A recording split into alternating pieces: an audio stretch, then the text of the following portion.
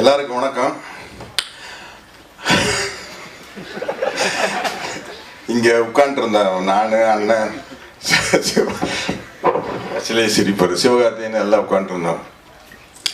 கொஞ்சம் லேட் ஆச்சு போடுறதுக்கு. அண்ணன் சொன்னாரு, ஏய் சீக்கிரம் படத்தை போடுங்கப்பா.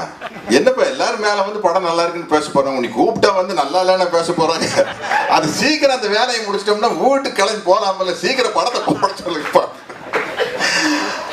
இதை கேட்கல எனக்கு அந்த ஒரு பழைய விஷயம் ஞாபகம் வந்தேன். வீரநடைன்னு ஒரு படம் நான் அண்ணன் நடிச்சிட்டு இருக்கிறோம். அந்த ஒரு காலகட்டம் எனக்கு படங்கள்லாம் சரியா ஓடல, எனக்கும் படங்களே இல்லை. அது ஒரு படம் தான் நடிச்சிட்டு இருக்கிறேன். அப்போ அன்னைக்குன்னு பார்த்து சாயந்தரம் ஒரு டைரக்டர் என்கிட்ட கதை சொல்ல வரேன்னு சொல்லிக்கிறாரு. அப்போ நான் இவர்கிட்ட ரொம்ப பந்தா பண்ணிக்கிறேன் அண்ணன்கிட்ட. நம்ம தம்பி சீமான் தான் டைரக்டர், சீமான் கொஞ்சம் சீக்கிரம் விட்டுருங்க, நான் சாயந்தரம் என்னை பார்க்கறதுக்கு ஒரு டைரக்டர் வர்றாரு, கதை கேட்கணும் சும்மா. அதாவது நம்மளுக்கு படமே இல்லாத நேரத்தில் ஒரு ஆள் வந்திருக்கிறா அப்படின்ட்டு. கவுண்டமணி என்ன சத்யராஜ், எப்படி இருந்தாலும் அந்த கதையை நீங்க வேண்டான்னு சொல்ல போறது இல்லை.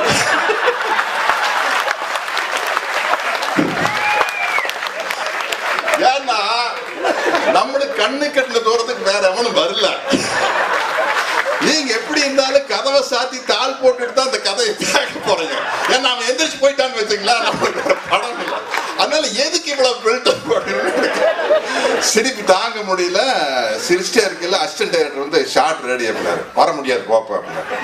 Sir shot ready sir. வர முடியாதியா, இருக்கிறது ஒரே படம், இதையும் நடிச்சு தீர்த்தோம்னா அடுத்து நாங்க எங்க போறோம்?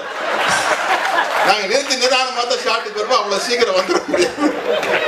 இந்த மாதிரி வந்து பக்கத்துல உட்காந்துருக்கல அவர் பேசிக்கிட்டே இருப்பாரு. இந்த படம் முதல் நாள் ஷூட்டிங் முடிஞ்சோடனே, அந்த முதல் நாள் ஒரே நாள் தான் படம் ஷூட்டிங் எடுத்திருப்பாங்க. நைட்டு போய் அந்த ரஷ் போட்டு பார்ப்பாங்க டைரக்டர் தான். ஆள் பேர் சொல்ல மாட்டேன். ரஷ் ஒரே ஒரு நாள் எடுத்த சீனை போட்டு பார்த்து அடுத்த நாள் அந்த டைரக்டர் வந்து செட்டுக்கு வரையில தெய்வமகன் சிவாஜி சார் ரேஞ்சுக்கு நடந்து வர்றாரு. கவுண்டமணியை நம்ம நடை பாருங்க. ஒரே ஒரு நாள் ரஷ்ல இந்த படத்தை பத்தி ஏதாவது தெரியுமா? இந்த படம் ஓடுமா ஓடாதான்னு கண்டுபிடிக்க முடியுமா? மொத்த படத்தை பார்த்தாலே தெரிய மாட்டேங்குது. ஒரு நாள் ரஷ்ஷை பார்த்துட்டு இவன் நடைய பாருங்க அப்படின்னாரு. அவர் வந்து அந்த டைரக்டர் வந்து கொஞ்சம் பேண்ட் இன் பண்ணல, கொஞ்சம் மேல தூக்கி இன் பண்ணுவாரு. இவர் சொன்னார், இவனுக்கு சட்டைக்கு 1/2 மீட்டர் எடுத்தா போதும், பேண்ட் இருக்காங்க 3 மீட்டர்.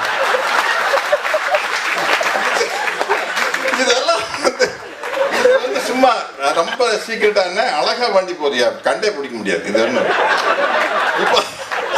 இப்ப நகைச்சுவை சூப்பர் ஸ்டார்னு சொன்னாங்களே, இன்னைக்கு யூடியூப்ல வந்து அண்ணன் தான் சூப்பர் ஸ்டார். அண்ணன் தான் சூப்பர் ஸ்டார். யாரை கலாய்க்கிறதுனால அவரை வச்சுட்டு கலாய்க்கிறாங்க. இப்ப வந்து யூடியூப்ல வந்து ஒரு பெரிய ட்ரெண்டா போயிட்டு இருக்கு. இந்த பாகுபலி படத்துல கட்டப்பா ஏன் பாகுபலியை குத்துனாரு அப்படிங்கிற ஒவ்வொருத்தரும் ஒண்ணு சொல்றாங்க. நரேந்திர மோடி பிரதம மந்திரி எல்லாம் கேட்கிறாரு பிரபாஸ் கிட்ட அப்படின்ட்டு. அது நீங்க நல்லா கவனிச்சு பாத்தீங்கன்னா அது நைட் எஃபெக்ட். அண்ணன் மூஞ்சி போட்டு கமெண்ட் போட்டுருக்குது, ஏய் நைட்ல கண்ணு தெரியாம குத்திட்டான் ஆள மாத்தி, நைட்ல கண்ணு தெரியாம ஆளை மாத்தி குத்திட்டாப்பா. இதை போய் ஒரு பெரிய மேட்டரா பேசுறீங்க. ஏதோ ஒரு படத்துல ஸ்டில்ல போட்டு ஐயோன்னு கத்துறமே ஒரு ஸ்டில்ல போட்டு அதை போட்டிருந்தாங்க. அதான் பக்கத்துல உட்காந்து சிவகார்த்திகேயன் வந்து அநியாயத்துக்கு ரசிகர். நாங்க வருத்தப்படாத பாலிய விஷயத்துல அந்த இன்டர்வல் இந்த ஷாட்டுக்கு நடுவில் இதேதான் கேட்டிருப்பாரு. அதாவது படத்துல வர சீன்ல அது அவருக்கு அத்தப்படியே தெரியும். ஷாட்டுக்கு நடுவில் என்னென்ன நடந்தது அப்படின்ட்டு. நல்ல வேளை அதை எதையுமே சொல்லவர், எதையுமே சொல்லாத வரைக்கும். என்ன எதையுமே சொல்ல முடியாது. இது இப்ப நான் சொன்ன பாருங்க, இந்த 1/2 மீட்டர் சட்டை 3 மீட்டர் பேண்ட், இதுதான் உள்ளதுக்குள்ள ஒரு அளவுக்கு வெளியே சொல்ல. இதை தாண்டி சொல்ல முடியாது. நாங்க பொள்ளாச்சியில ஒரு படத்துல ஷூட்டிங்ல இருந்தோம். பக்கத்துல ஒரு ஷூட்டிங். அந்த படத்தினுடைய டைரக்டரே ஹீரோ ஆயிட்டாரு. அவருக்கு எங்க செட்டுக்கு வந்தாரு. எங்களை பார்த்தோன்னு வெக்க, அவர் ஹீரோவை நடிக்கிறது. ஏன்னா நாங்க போனதுக்கு அப்புறம் கலாய்ப்போம்னு கண்டிப்பா தெரியும். அப்படியே ஷையா வந்து நின்னாரு. நின்னொன்னு என்ன கவுண்டமணி, என்னப்பா ஹீரோவை நடிக்கிற மாதிரி இருக்குது அப்படின்னாரு. ஆமாண்ணே, ஆக்சுவலா எனக்கு பெரிய இன்ட்ரெஸ்ட் இல்லைன்னா, நான் ஒரு ஸ்கூல் ஃபங்க்ஷனுக்கு போனேன். அந்த ஸ்கூல் பசங்கள்லாம் வந்து நம்மளை வந்து நீங்களும் கூட அழகா இருக்கிறீங்க, ஏன் சார் நடிக்க கூடாதுன்னு கேட்டாங்க. அதனால தான் சார் நடிக்கிறேன். ஆனா அது பிளைண்ட் ஸ்கூலா இருக்குப்பா.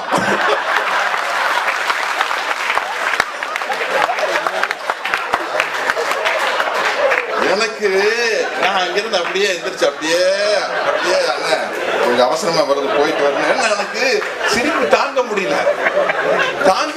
இது வந்து அப்படி ஒரு நடிகர் வழியில் இந்த பிரம்மா படத்துல நாங்க 2 பேரும் என்னமோ கலாய்ச்சிட்டு இருப்போம். அப்ப இந்த மதர், அது ஒரு கான்வென்ட் ஸ்கூல், அந்த வாட்ச்மேன் சொல்றப்ப, சார் சார் மதர் வராருங்க அப்படின்னு. யாரு, நம்ம அம்மாங்களா அப்படின்னு. மதர் சுப்பீரியருங்க, சுப்பாரி பாக்கு போடுவாங்களா.